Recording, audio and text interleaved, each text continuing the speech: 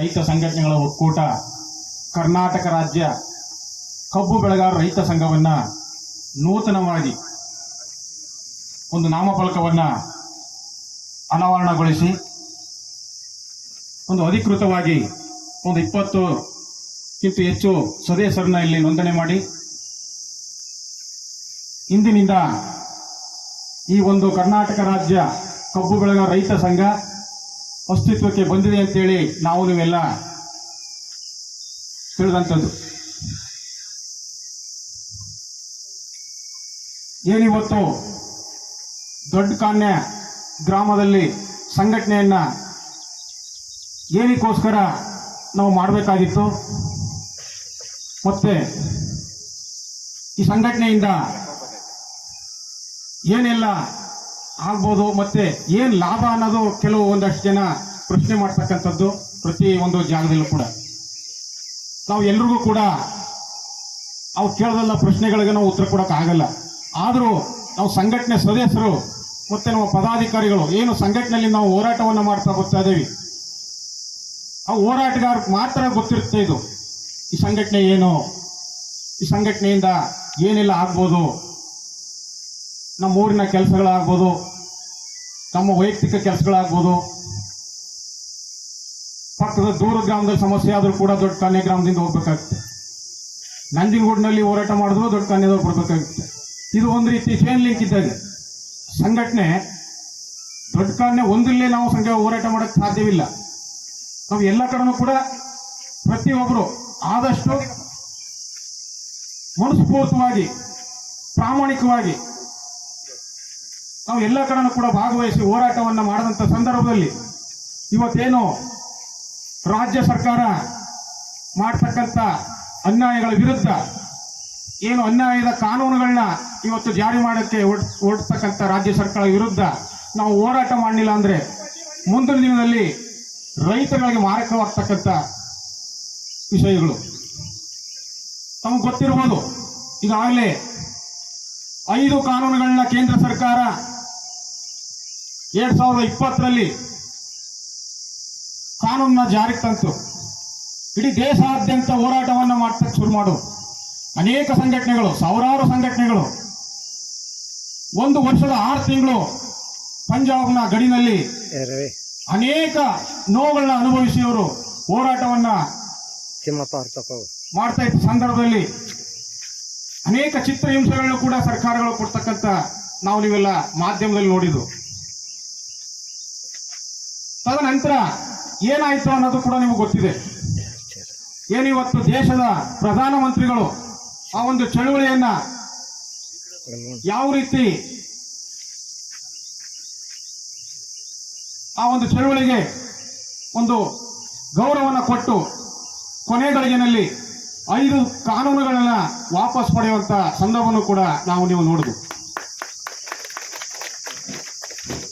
ಅಂದ್ರೆ ಕೆಲವು ರಾಜ್ಯಗಳಲ್ಲಿ ಇನ್ನೂ ಕೂಡ ಜೀವಂತವಾಗಿ ಉಳ್ಕೊಂಡಿದೆ. ಇದೇ ನಮ್ಮ ಕರ್ನಾಟಕದಲ್ಲೂ ಕೂಡ ಭೂ ಸುಧಾರಣೆ ಕಾಯ್ದೆ ಮತ್ತೆ ವಿದ್ಯುತ್ ಖಾಸಗೀಕರಣ ಇವೆಲ್ಲವೂ ಕೂಡ ಇನ್ನೂ ಕೂಡ ಜೀವಂತವಾಗಿ ರಾಜ್ಯ ಸರ್ಕಾರ ಬಿಟ್ಟುಕೊಂಡಿದೆ. ರಾಜ್ಯ ಸರ್ಕಾರ ಒಂದು ಪ್ರಣಾಳಿಕೆಯನ್ನು ಕೂಡ ಕೊಟ್ಟಿತ್ತು. ಇವತ್ತು ಕಾಂಗ್ರೆಸ್ ಸರ್ಕಾರ ರಚನೆ ಮಾಡತಕ್ಕ ಬರುವಂತ ಸಂದರ್ಭದಲ್ಲಿ ಕೇಂದ್ರ ಸರ್ಕಾರ ಏನು ರೈತ ವಿರೋಧಿ ಕಾನೂನುಗಳನ್ನ ಮಾಡಿದೆ, ಅವರು ಕೂಡ ನಮ್ಮ ಜೊತೆ ಹೋರಾಟ ಮಾಡ್ತಕ್ಕಂಥ ಸಂದರ್ಭ ಇವತ್ತು ಕಾಂಗ್ರೆಸ್ ಸರ್ಕಾರದಲ್ಲಿ ಅಧಿಕಾರದಲ್ಲಿ ಇರ್ತಕ್ಕಂಥ ಮಂತ್ರಿಗಳು ಹಿಂದೆ ನಮ್ಮ ಜೊತೆ ಹೋರಾಟ ಮಾಡ್ತಿದ್ದವರು ವಿರೋಧ ಪಕ್ಷದಲ್ಲಿತ್ತು, ಇವತ್ತು ಅವರೇ ಕೂಡ ಜೀವಂತಗೊಳಿಸಿದ್ದಾರೆ. ಪ್ರಣಾಳಿಕೆಯಲ್ಲಿ ಕೊಟ್ಟರು ನಾವು ಕಾನೂನುಗಳನ್ನ ವಾಪಸ್ ತಗೋತೀವಿ ನಮ್ಮ ಸರ್ಕಾರ ಬಂದ್ರೆ ಅಂತೇಳಿ. ತಗೊಂಡಿಲ್ಲ. ನಾವು ಈಗ ಬೆಳಗಾವಿ ಅಧಿವೇಶನದಲ್ಲೂ ಕೂಡ ಅನೇಕ ಸಂಘಟನೆಗಳು ಮನವಿ ಮಾಡಿದ್ದಾರೆ. ಇನ್ನು ಹೋರಾಟ ನಡೀತಾನೆ ಇದೆ.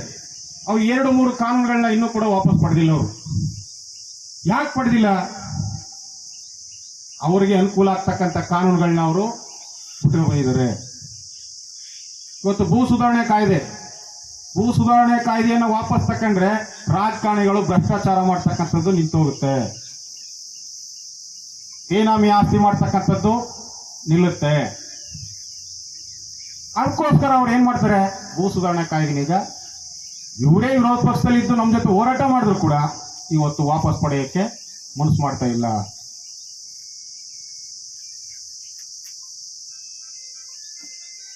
ಹಾಗಾಗಿ ಇವತ್ತು ನಾವು ಈ ದೊಡ್ಡ ಕನ್ಯೆ ಗ್ರಾಮದಲ್ಲಿ ಒಂದು ಸಂಘಟನೆಯನ್ನ ಅಸ್ತಿತ್ವಕ್ಕೆ ತಂದು ಕೆಲವು ನ್ಯೂನತೆಗಳನ್ನು ಕೂಡ ನಾವು ನಿಮಗೆ ತಿಳಿಸಬೇಕಾಗುತ್ತದೆ.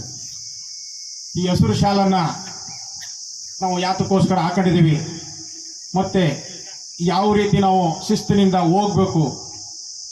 ಬರೀ ಶಾಲಾ ಹಾಕಿದ ತಕ್ಷಣ ಸಂಘಟನೆ ಅಲ್ಲ, ಸಂಘಟನೆಯ ಶಿಸ್ತನ್ನು ಕೂಡ ನಾವು ಬದ್ಧತೆ ಇಟ್ಕೊಂಡು ಹೋರಾಟ ಮಾಡ್ತಕ್ಕಂಥ ಕೆಲಸ ಮಾಡಬೇಕಾಗ್ತದೆ. ಕೆಲವು ಇವತ್ತು ನ್ಯಾಯಾಲಯದಲ್ಲಿ ವಕೀಲರು ಅವರು ಕಪ್ಪು ಕೋರ್ಟ್ನ ಧರಿಸಿ ಕೋರ್ಟ್ಗೆ ಹೋಗ್ಲಿಲ್ಲ ಅಂದ್ರೆ ಬರೀ ಮಟ್ಟಲ್ಲಿ ನಮ್ಮಂತ ಸಿವಿಲ್ ಡ್ರೆಸ್ ಅಲ್ಲಿ ಅವ್ರು ಹೋದ್ರೆ ಅವ್ರನ್ನ ಯಾರು ಕೂಡ ಲಾಯರು ಅಂತ ಹೇಳಿ ಕರೆಯಿಲ್ಲ. ಅವ್ರದೇ ಆದಂತ ಒಂದು ಯೂನಿಫಾರ್ಮ್ ಅಲ್ಲಿ ಕೋರ್ಟ್ ಅಲ್ಲಿ ಅವರು ವಾದ ಮಾಡ್ತಕ್ಕಂಥದ್ದು ಲಾಯರು, ಅವ್ರದ್ದು ಒಂದು ಸಂಘಟನೆ ಇದೆ, ಯೂನಿಯನ್ ಇದೆ. ಹಾಗಾಗಿ ಡಾಕ್ಟರ್ಗಳು ಇವತ್ತು ಏನು ಬಿಳಿ ಸೂಟ್ಗಳನ್ನ ಹಾಕೊಂಡು ಎಂಡೋಸ್ಕೋಪ್ ಹಾಕಿ ಅವರು ಡ್ಯೂಟಿ ಮಾಡಲಿಲ್ಲ ಅಂದ್ರೆ ಅವ್ರನ್ನ ನಾವು ಡಾಕ್ಟರ್ ಅಂತ ಹೇಳಲ್ಲ. ಪೊಲೀಸ್ ಇಲಾಖೆ, ನೀವು ಯಾರಾದ್ರೂ ನಿಮ್ಮೂರಿಗೆ ಬಂದ್ರೆ ಜೈಪುರ ಹೋಗ್ಲಿ ಸ್ಟೇಷನ್ ಇಂದ ಯಾರೋ ಒಬ್ರು ಇಬ್ರು ನೋಡಿರ್ಬೋದು SP ಡ್ಯೂಟಿ ಅವ್ರನ್ನೀಗ. ಎಲ್ಲಾ ಪೊಲೀಸ್ನವರು ಸಿವಿಲ್ ಡ್ರೆಸ್ ಅಲ್ಲಿ ಬಂದ್ರೆ ನೀವು ಪೊಲೀಸ್ನವರು ಅಂತ ಕರಿತೀರ, ಅವ್ರನ್ನ ಗೌರವ ಕೊಟ್ಟರೆ ಮಾತನಾಡ್ಸಲ್ಲ ನೀವು. ಹಂಗಾಗಿ ಅವ್ರದೇ ಅಂತ ಒಂದು ಯೂನಿಫಾರ್ಮ್ನ ಅವ್ರು ಧರಿಸಿ ಬಂದಾಗ ತಾವೆಲ್ಲರೂ ಕೂಡ ಓಡಾಡ್ತಿದ್ದೀರಿ. ಪರಿಚಯ ಇರ್ತಕ್ಕಂಥವ್ರು ಟೀ ಕಾಫಿ ಕುಡಿರಿ, ಇಲ್ಲ ಎದುರ್ಕೊಳ್ಳೋರು ಕೂಡ ಅವ್ರ ಕಂಡ ಔಂತ್ಗಳಂತ ಸ್ಥಿತಿನೂ ಇದೆ. ಅವ್ರದ್ದು ಅಂತ ಒಂದು ಯೂನಿಫಾರ್ಮ್ನ ಅವ್ರು ಧರಿಸಿದ್ದಾರೆ. ನಾವು ಯಾಕೆ ರೈತರಾಗಿ ನಾವು ಯೂನಿಫಾರ್ಮ್ನ ಧರಿಸಬಾರ್ದು? ಈ ಹಸಿರು ಶಾಲೆ ಯಾಕೆ ಹಾಕ್ಬಾರ್ದು ನಾವು? ಕೆಲವರು ಮದುವೆಗಳಿಗೂ ಬಿಡ್ಬಿಟ್ಟು ಹೋಗ್ತಾರೆ. ಅದ್ ನಿಜ. ಯಾಕೆ ಮದುವೆಗಳಿಗೆ ಅದಕ್ಕೆ ಹಸಿರು ಶಾಲೆ ಹಾಕೊಂಡೋದ್ರೆ ನಮ್ನ ಏನ್ ಮಾಡಿರೋಲ್ಲಿ? ನಾವೆಲ್ಲ ಕಡೆ ಹೋಗ್ತೀವಪ್ಪ, ನಮ್ಗೆ ಯಾರಿಗೆ ಕೇಳಲ್ಲ. ನಿಮ್ಮನ್ನ ರೈತರು ಹೋರಾಟಗಾರರು ಅಂತ ಗುರುತಿಸ್ಬೇಕಾದ್ರೆ ನೀವು ಮದುವೆ ಮನೆಯಲ್ಲೂ ಕೂಡ ಹಾಕ್ಬೇಕಾಗ್ತದೆ. ಎಲ್ಲ ಪ್ರತಿ ಜಾಗದಲ್ಲೂ ಕೂಡ ನಿಮ್ಮ ಹೆಗಲ ಮೇಲೆ ಹಸಿರು ಟವಲ್ ಇದ್ರೆ ಮಾತ್ರ ಅದು ರೈತರ ಒಂದು ಹಸಿರು ಸಂಕೇತ. ರೈತರ ಸಮುದಾಯಕ್ಕೆ ಒಂದು ಬೆಲೆ ಗೌರವ ಕೊಡ್ತಕ್ಕಂಥದ್ದು. ನಮ್ಗೇನು ಗೊತ್ತಿಲ್ಲಪ್ಪ ಇದು. ಅನೇಕ ಜನ ನೋಡ್ತೀನಿ, ನಮ್ಮ ಸಂಘಟನೆಯಲ್ಲೂ ಒಂದಷ್ಟು ಜನ ಸಂಘಟನೆಗೆ ಬಂದ್ರೆ ಮಾತ್ರ ಶಾಲೆ ಹಾಕ್ತಾರೆ, ಬೇರೆ ಸ್ಥಳದಲ್ಲಿ ಶಾಲೆಗೆ ಬ್ರೂಟ್ ಹೋಗ್ತಾರೆ. ಯಾಕೆ ನಿಮ್ಮ ಗಾಡಿಲಿ ಇಟ್ಕೊಳ್ಳಿ, ಪ್ರತಿಯೊಬ್ಬರು ಈಗ ವೆಹಿಕಲ್ ಇಟ್ಟಿಡಿದ್ರಿ, ಮುಂದೆಗಡೆ ಇಟ್ಕೊಳ್ಳಿ. ನೀವು ನಾಚಿಕೆ ಆದ್ರೆ ಆಯ್ಕೆ ಎಲ್ಲ ಹೋಗ್ ಕಡೆ ನಾವು ಇನ್ನೊಂದು ಮಾಡ್ಬೇಕು ಅಂತ ಹೇಳಿದೀವಿ. ಈಗ ರೈತ ಸಂಘಟನೆಯಿಂದ ಒಂದು ಘೋಷಣೆ ಮಾಡಬೇಕು ಅಂತ. ಈ ಪ್ರತಿ ವರ್ಷ ಹೆಣ್ಮಕ್ಳಿಗೆ ವಸ್ತ್ರ ಬೆಲ್ಲ ಅಂತ ಕೊಡ್ತಾ ಇದೀವಿ. ಆ ವಸ್ತ್ರ ಬೆಲ್ಲ ಜೊತೆಯಲ್ಲಿ ಒಂದು ಹಸಿರು ಟವಲ್ನು ಕೊಡಬೇಕು ಅಂತ ನಮ್ಮ ಯಾಕೆ ಆಗ್ಲಾದ್ರೂ ವಸ್ತ್ರ ಬೆಲ್ಲ ಕೊಟ್ಟರ ಅಂತೇಳಿ ಹಾಕತ್ತಾರೆ. ಹೆಣ್ಮಕ್ಳಿಗೆ ನಮ್ಮ ತಂದೆ ಮನೆಯಿಂದ ಸೀರೆ ತಂದರ ಅಂತೇಳಿ ಆ ಸೀರೆ ಧರಿಸ್ತಾರೆ. ಅದೇ ರೀತಿ ಈ ಟವಲ್ ಮರೆಯಲ್ಲ ಅವರು.